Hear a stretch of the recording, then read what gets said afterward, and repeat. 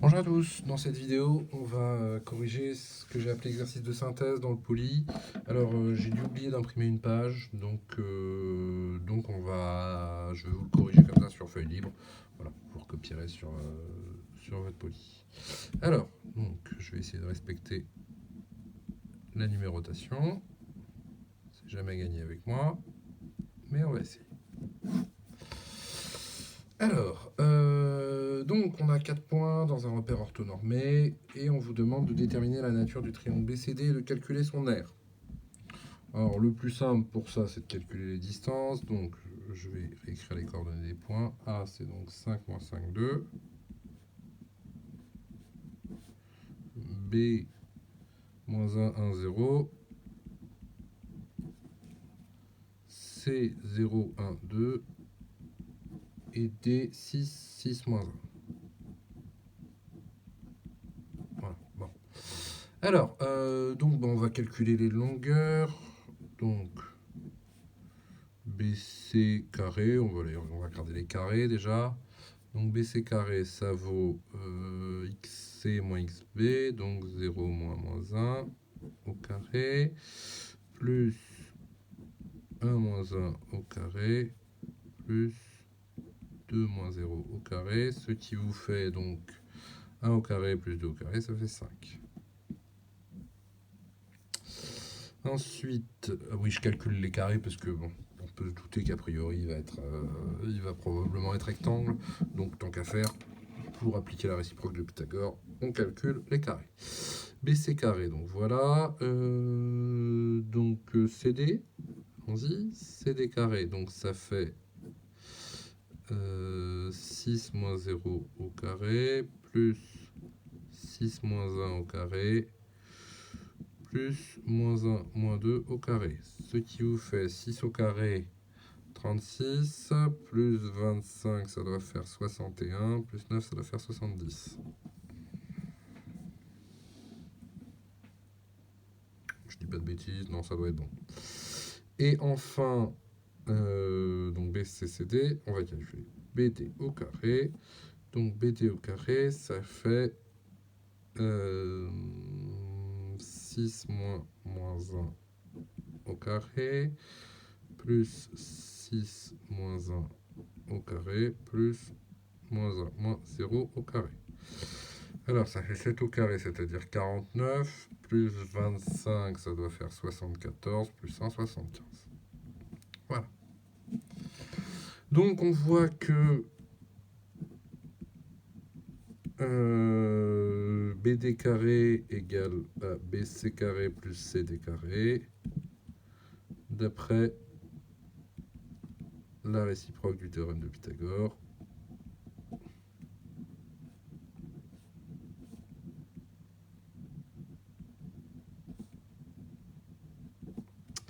On a donc que BCD est rectangle en C.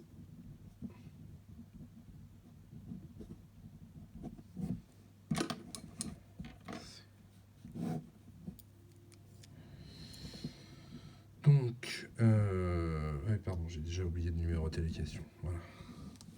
Donc, calculer son aire. Ah oui, alors pourquoi je me doutais qu'il était rectangle? Pourquoi on pouvait se douter qu'il était rectangle? Parce que les triangles rectangles, c'est les seuls dont l'aire est vraiment facile à calculer. Hein, pourquoi? Parce que, du coup, hop, c'est dessiné sans souci. Alors quand même, on va regarder lequel est le plus grand. Donc c'est CD le plus grand. Hein. Donc ici, CD, ça vaut racine de 70. Ici, c'est racine de 5. Et ici, c'est racine de 75. Voilà. Donc, que vaut l'aire du triangle BCD? Comme vous le savez, hein, un triangle rectangle, c'est jamais qu'un demi-rectangle. Donc, vous multipliez les deux côtés de l'angle droit et vous divisez par 2. Donc, R de BCD. Alors, ça, c'est la base et ça, c'est la hauteur, si vous préférez. Ça vaut donc racine de 5 fois racine de 70 divisé par 2. Ce qui doit faire...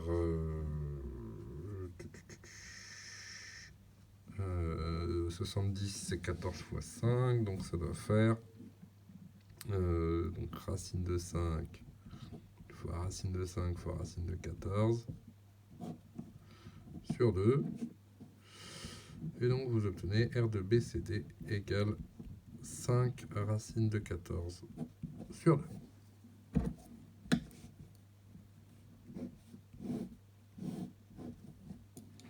Voilà.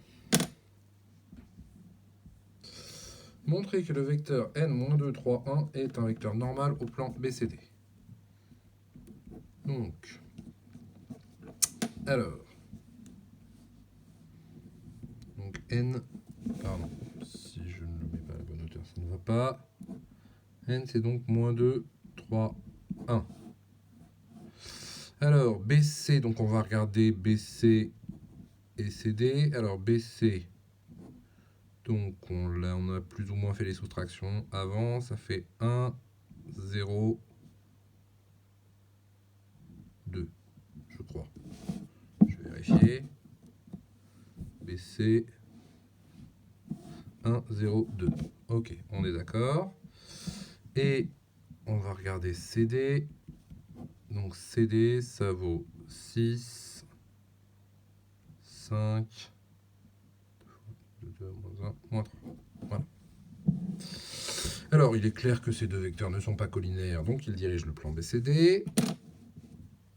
Donc, pour vérifier que c'est un vecteur normal au plan BCD, on calcule tout simplement les deux produits scalaires n scalaire BC. Alors, n scalaire BC, ça fait -2 fois 1 plus 3 fois 0 plus 1 fois 2, ce qui donne bien 0. Et ensuite, on fait pareil avec CD. N scalaire CD, ça vaut donc -2 fois 6 plus 3 fois 5 plus 1 fois -3. Ce qui fait -12 plus 15 moins 3, ça fait à nouveau 0. Donc n est orthogonal aux deux vecteurs directeurs, à deux vecteurs non collinaires.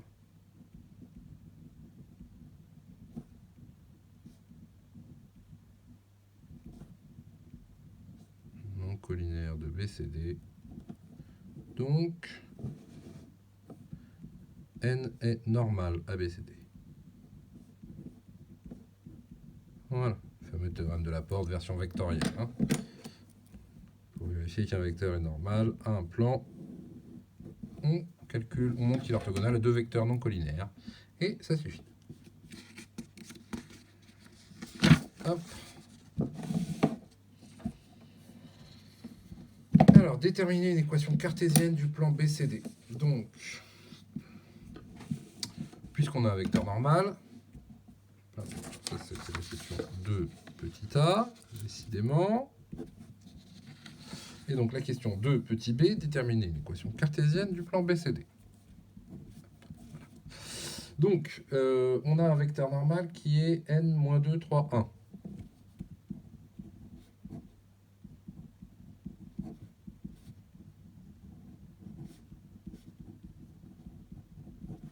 Donc, une équation de BCD, une équation cartésienne de BCD est de la forme donc -2x plus 3y plus z plus d est égal à 0. Il reste à trouver d. Et comme d'habitude, on utilise un point quelconque. Alors on va prendre par exemple, C. Hein. Or C appartient à BCD, mais si vous avez pris B, normalement, ou D, vous devez tomber sur la même chose. Donc -2 fois xc, c'est-à-dire -2 fois 0, plus 3 fois 1, plus 2, plus d est égal à 0. C'est-à-dire que donc d doit valoir -5. Et donc l'équation, une équation cartésienne du plan BCD, c'est donc -2x plus 3y plus z moins 5 est égal à 0. Ça marche plus. Voilà.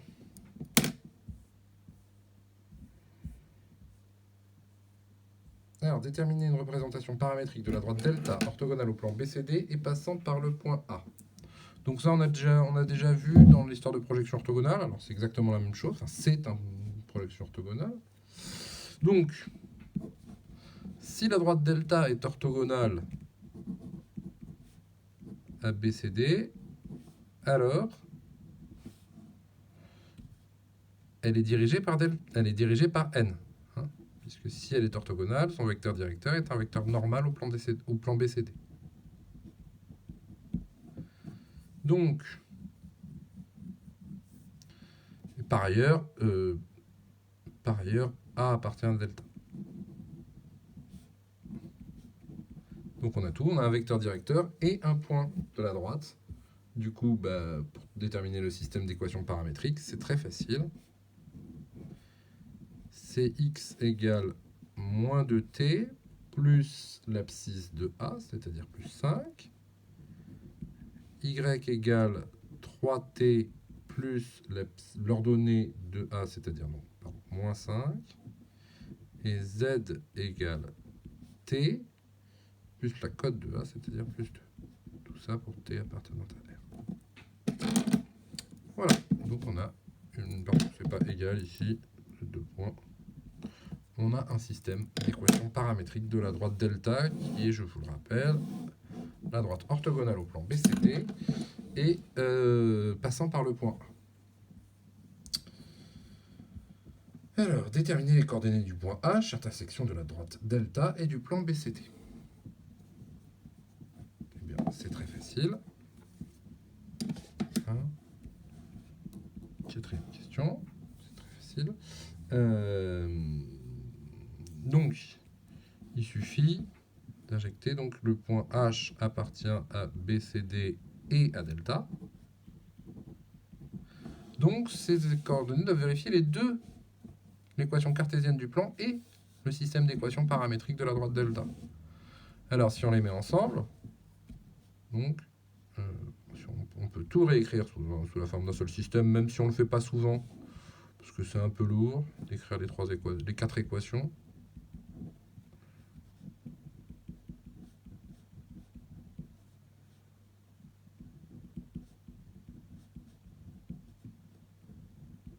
Ça, on comprend bien ce qui se passe. Voilà. Donc, ça doit vérifier ces 4 équations. Donc, évidemment, on remet tout dans l'équation cartésienne. Donc, on écrit moins 2 fois moins 2t plus 5, plus 3 fois 3t moins 5, plus t plus 2, parenthèse, moins 5, est égal à 0. Et on va trouver la valeur de t avec ça. Alors, moins 2 fois moins 2t, ça fait 4t moins 10, plus 9t moins 15, plus t plus 2 moins 5 est égal à 0. Ce qui vous fait donc 4t plus 9t plus t, ça fait 14t. Moins 25, moins 30, moins 28 égale 0. Donc vous trouvez t égale 2.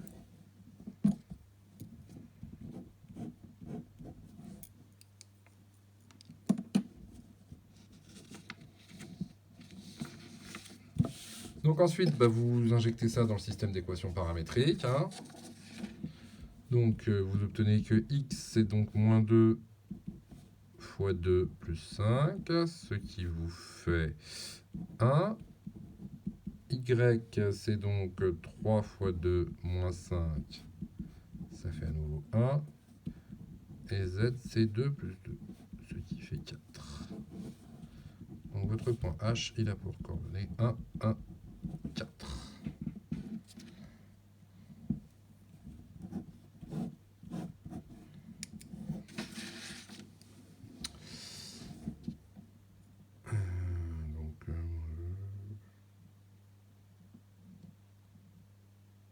Et vous pouvez vérifier au passage qu'en remettant ça dans l'équation du plan, ça donne bien 0. Et donc ça appartient bien au plan.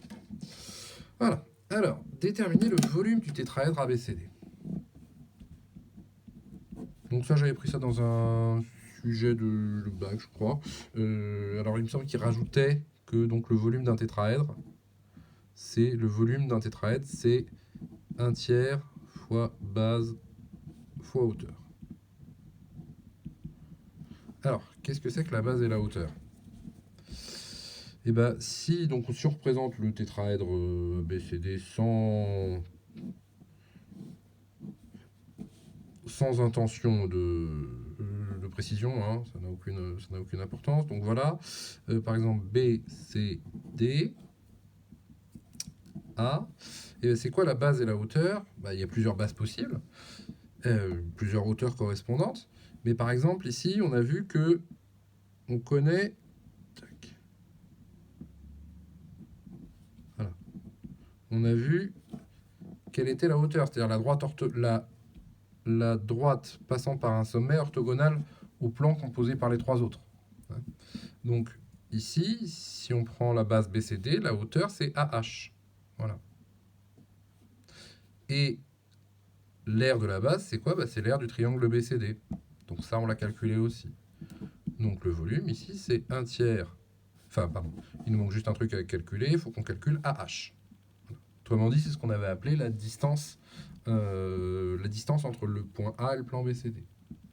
Donc si on calcule AH, ça vaut racine de 1 moins 5 au carré, plus 1 moins 5 au carré,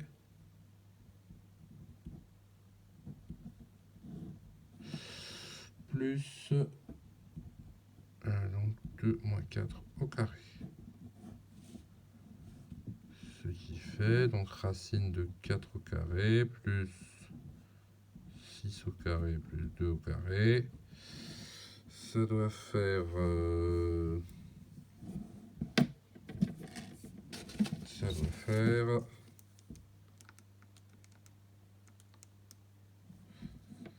voilà, racine de 56.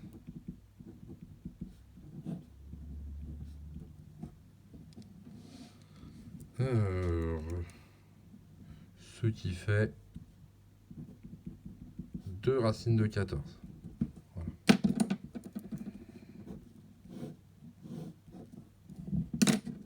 Puisque 56, c'est 4 fois 14. Donc 2 racines de 14. Du coup, le volume du tétraèdre ABCD, pardon, c'est quoi? Eh bien, c'est 1/3 fois l'aire de la base, c'est-à-dire l'aire du triangle BCD, fois la longueur AH. C'est-à-dire 1/3 fois l'aire de ABCD, on l'avait, c'était 5 racines de 14 sur 2, fois la longueur AH, 2 racines de 14. Voilà, bon, il n'y a plus qu'à simplifier ça et ça. Ça vous fait 5 fois 14 divisé par 3. Hein. Ce qui ne doit pas spécialement se simplifier. Alors 5 fois 14, ça fait 70. Donc 70 divisé par 3.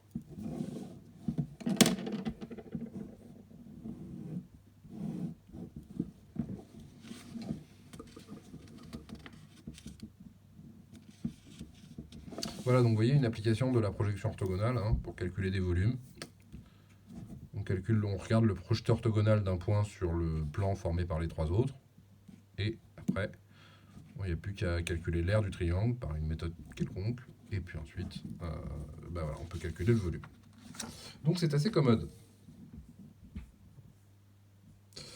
Alors, déterminer une valeur approchée au dixième de degré près de la mesure de l'angle BAC. Donc ça, c'était plutôt le début du cours, mais on va revoir rapidement. Hein, c'est que, avec le produit scalaire, AB scalaire AC, on avait vu que ça faisait AB fois AC fois cos BAC. C'est-à-dire AB AB, je ne l'ai pas encore calculé. Et AC non plus. Donc il faut les calculer. Or, alors je vais calculer les vecteurs d'abord, puisqu'on en aura besoin. Or, AB, ça vaut donc moins 6, 6, moins 2. Donc, on peut calculer la longueur. Donc, AB, c'est racine de moins 6 au carré, plus 6 au carré, plus moins 2 au carré. Ça fait 36 et 36, 72, plus 4, 76. Donc, racine de 76. Et puis ensuite, vous faites pareil pour AC. Ça fait donc moins 5,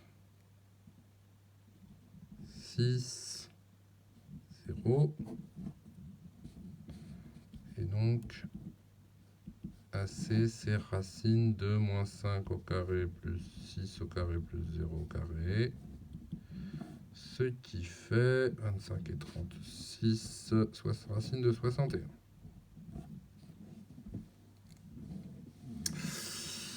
Donc, voilà, donc vous avez les longueurs AB et AC, mais vous n'avez pas cos BAC. Donc du coup, alors comment est-ce qu'on va faire pour obtenir ça? Ça, on peut le calculer par la formule standard.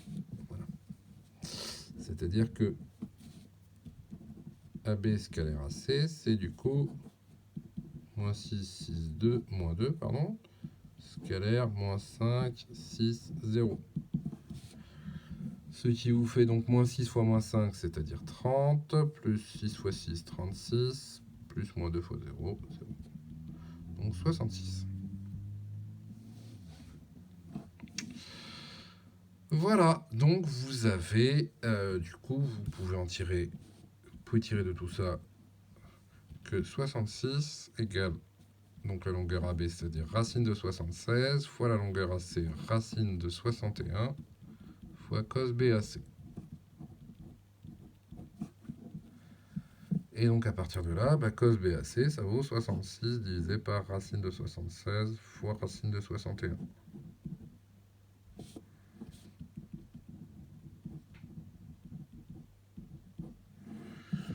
Vous prenez votre machine, alors on vous demande en degrés, au dixième de degré près, donc vous mettez votre machine en degrés, et mode degré, on y est déjà, parfait.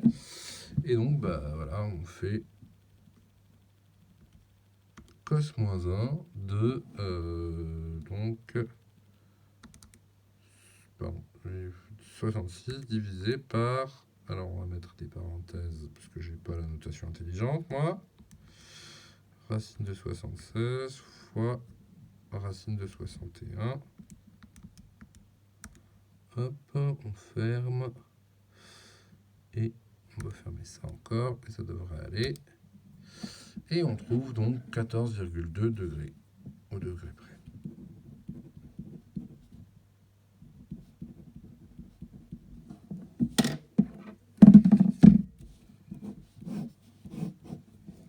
Voilà pour cet exercice. Merci à vous.